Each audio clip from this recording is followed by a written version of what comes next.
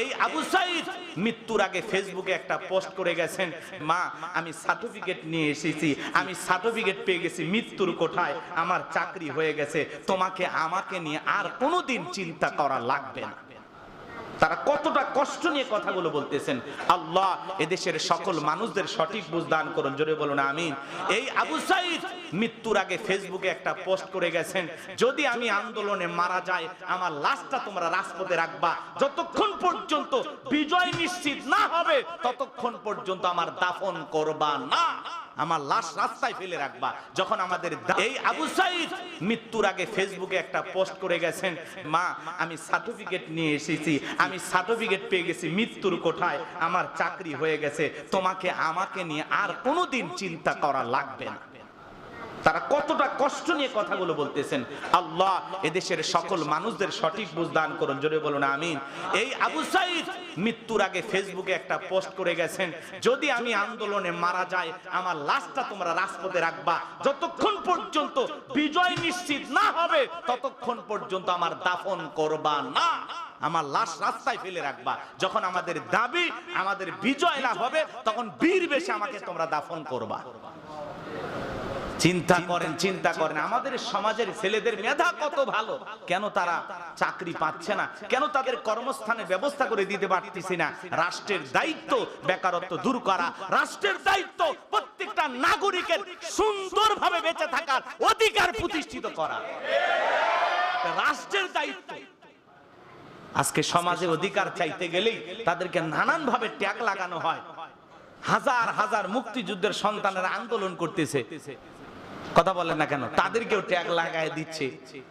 যে ছাত্ররা জীবনে কোনোদিন হয়তোবা রাজাকার বলে স্লোগান দিত না, আজকে তারা স্লোগান দিতেছে তুমি কে আমি কে রাজাকার।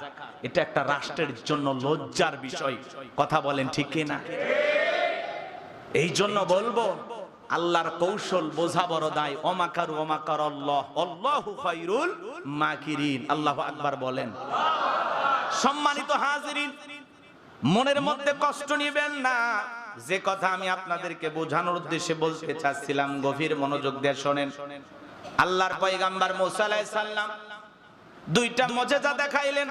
কওমের মানুষেরা, জাতির মানুষেরা যখন তাকে জাদুকর বললেন, আল্লাহর পয়গম্বর যখন মুসা আলাইহিস সালামকে জাদুকর বলা হলো, আল্লাহর পয়গম্বর মুসা আলাইহিস সালামকে জাদুকর ট্যাগ লাগায়া আল্লাহর খলিল ইব্রাহিম আলাইহিস সালামকে যখন হাজার হাজার জাদুকর একত্রিত করে এই ফিরাউন যখন বলেছিল আমরা জাদুর মোকাবেলা জাদু দিয়ে করব, আল্লাহর পয়গম্বর মুসা আলাইহিস সালামকে একত্রিত করে আল্লাহর পয়গম্বর মুসা আলাইহিস সালাম সহ তার কওমের মানুষেরা সবাই একত্রিত হয়েছেন আল্লাহর পয়গম্বরের সাথে জাদুর মোকাবেলা করবেন।